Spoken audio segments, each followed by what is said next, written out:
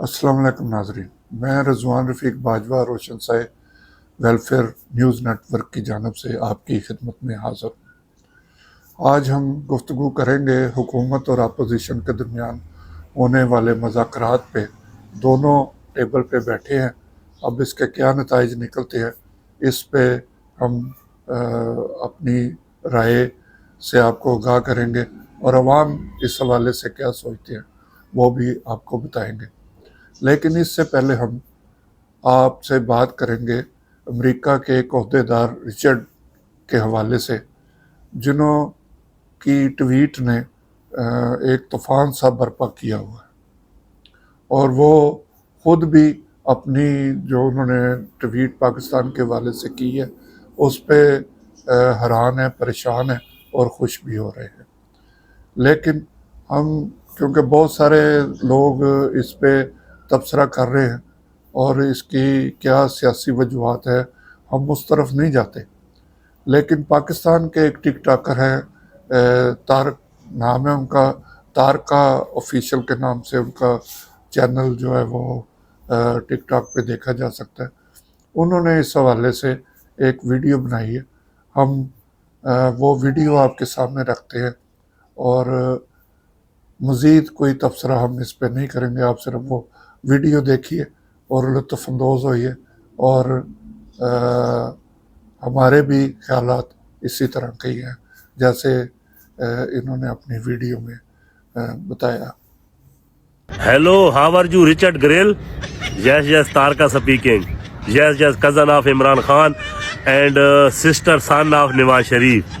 Yeah. अच्छा sir की समझ आंदी ने। अच्छा लाला एक मैं ट्वीट तक करें आप पाकिस्तान ना कहनू कुछ भी नहीं आखना, एक निक्की जी रिक्वेस्ट करनी है। मैं नवा चैनल बनाया है, हाँ सरैकी सटार दे नाम दा, बायो दे लिंक भी लगा हुआ है। ये तो लाला निक्का जरा ट्वीट करें तो मेरा मसला हल थी वने, कोई नवे फॉलोअर आ बनना। Thanks a lot dear, thank you, God bless you. जी नाजरीन, आपने ये वीडियो देखी अमरीकी अहदेदार के हवाले से। हमारे एक टिक टॉकर ने ये वीडियो बनाई है। बस हम इसी हद तक इससे आगे मज़ीद कोई तबसरा इस पर नहीं करना चाहते क्योंकि बहुत से लोग इस पर अभी तक गुफ्तगू किए हुए हैं। अब हम आते हैं अपने असल मौजू की तरफ।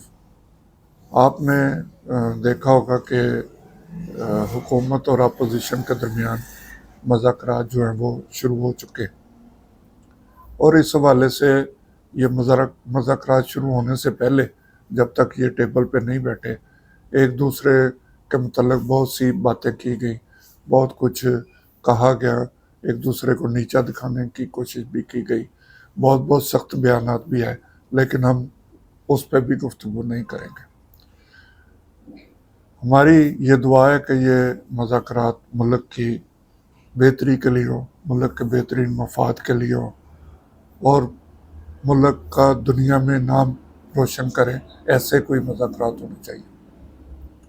मज़ाकरात के हवाले से मुख्तसर सी तारीख़ है हमारे मुल्क की, बल्कि यूँ कहना ज़्यादा मुनासिब होगा कि कायद आज़म मोहम्मद अली जिन्ना ने मज़ाकरात के ज़रिए ही ये मुल्क हासिल किया।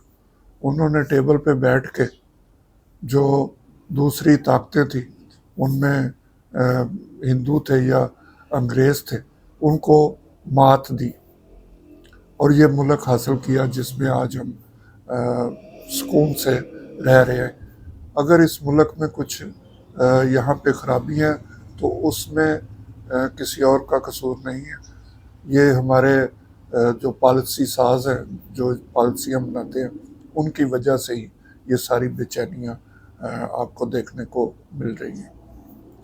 उसके बाद जितनी बार भी किसी अहम इशू पर मज़ाकरात हुए, मुख्तसर मैं आपको बजाय कि मैं एक एक का नाम लूँ और उस तफसील में बताऊँ कि किसका कसूर था किसका नहीं था, तारीख़ आपके सामने है। आप भी माशाल्लाह सब पढ़े लिखे हैं और जिनको नहीं मालूम वो तारीख़ की किताबें निकालें, उनको देखें। जितने भी मज़ाकरात हुए वो हुक्मरान हो या अपोजिशन हो, उन्होंने अपने मफादात को सामने रख के किए। कोई भी ऐसे मज़ाकरात नहीं थे जो अवाम के लिए کیے گئے۔ ہاں یہ آپ ضرور کہہ سکتے ہیں کہ عوام کے پریشر کے باعث حکومت اور اپوزیشن کو مذاکرات کی ٹیبل پہ بیٹھنا پڑا، لیکن ٹیبل پہ بیٹھ کے انہوں نے اپنے اپنے مفادات کو مد نظر رکھا۔ کئی بار ایسا ہوا مذاکرات ہوئے اور پھر مذاکرات کا سلسلہ ٹوٹ گیا، لیکن مذاکرات کرنے والی پارٹیاں جو ہیں ان میں سے کچھ لوگ وزیر، مشیر اور اعلیٰ عہدوں پر فائز ہو گئے۔ یہ سلسلہ پچھلے 77 سال سے جاری ہے قیام پاکستان کے بعد، اور ہر بار اسی طرح ہی ہوتا ہے کہ جب مسائل بہت زیادہ بڑھ جاتے ہیں، عوام باہر نکل آتے ہیں، عوام سڑکوں پہ آتے ہیں، تو پھر حکومت اور اپوزیشن بیٹھ کے آپس میں کچھ نہ کچھ بانٹ لیتے ہیں اور عوام پھر منہ دیکھتے رہ جاتے ہیں۔ اگر آپ نے تاریخ کو تھوڑا سا پاکستان کی پڑھا ہو تو آپ مجھے بتائیے کہ کون سے ایسے مذاکرات تھے جن کے نتیجے میں کبھی قیمتیں کم ہو گئی ہوں، کبھی عوام کی سہولتوں کے لیے کچھ کیا گیا ہو۔ انفرادی طور پہ کوئی ٹیچر نکلتے ہیں، ڈاکٹر نکلتے ہیں، وکلا نکلتے ہیں، یا اور دوسرے سرکاری ملازم، وہ اپنے مطالبات کے لیے نکلتے ہیں اور اپنے مطالبات ان کے مانے جاتے ہیں یا نہیں مانے جاتے، وہ پھر گھروں کو چلے جاتے ہیں۔ لیکن ایک اجتماعی طور پہ جتنی بھی جو بھی تحریک اس ملک میں چلی، اس میں حکمرانوں نے اپنے مفادات کو مد نظر رکھا اور اپوزیشن والوں نے اپنے مفادات کو، دونوں نے اپنے اپنے مفادات حاصل کیے اور اپنے گھروں کو چلے گئے۔ انہوں نے یہ نہیں سوچا کہ ہم عوام کو کیا جواب دیں گے یا عوام ہمیں برا بھلا کہیں گے تو کیا ہوگا۔ اب آج کی تاریخ میں یہ مذاکرات دوبارہ حکومت اور طریق انصاف کے جو مسائل ہیں، جو طریق انصاف کے مطالبات ہیں، ان پہ مذاکرات کا سلسلہ دوبارہ شروع ہوا۔ پہلے یہ پراپوگنڈا کیا گیا کہ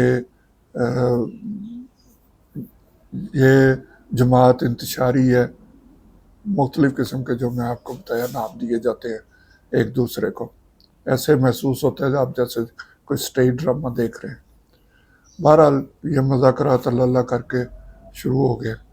ہم صرف اتنی التجا اپنے جو سیاسی قائدین ہیں، وہ حکومت میں ہو یا وہ اپوزیشن میں بیٹھے ہو، ان سے یہ کرنا چاہتے ہیں کہ جو بھی آپ نے مذاکرات کرنے ہیں، آپ خدارہ اپنے عہدوں کے لیے، اپنی سیٹوں کے لیے یا اپنے مفادات کے لیے نہ کریں۔ حکومت یہ نہ سوچے کہ ہماری حکومت بچ جائے، اپوزیشن والے یہ نہ سوچے کہ ہم نے صرف حکومت حاصل کرنی ہے۔ یہ مذاکرات عوام کے لیے کریں۔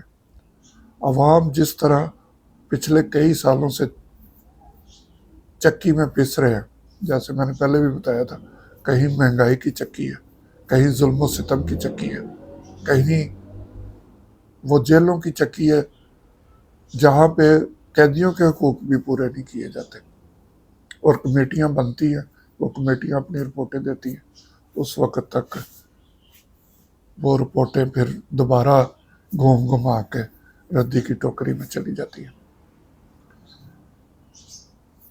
بات ہم مذاکرات کی کر رہے ہیں تو حکومت اور اپوزیشن کو چاہیے کہ وہ عوام کے مفادات، عوام کو کیا دے سکتے ہیں۔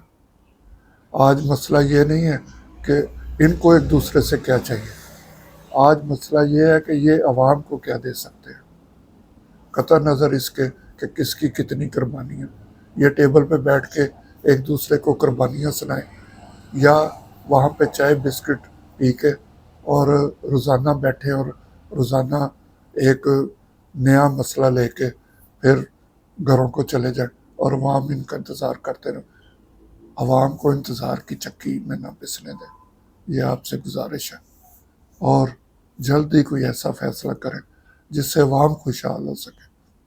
عوام کے لیے روزمرہ کی اشیاء سستی کرنے کے بارے میں مذاکرات کریں، عوام کے لیے بجلی سستی کرنے کے لیے مذاکرات کریں، صرف اشتہارات پہ نہیں، حقیقت میں عوام کے لیے گیس سستی کرنے کے لیے مذاکرات کریں، عوام کے لیے 2 وقت کی روٹی اسے میسر نہیں ہو رہی، اس کے لیے مذاکرات کریں۔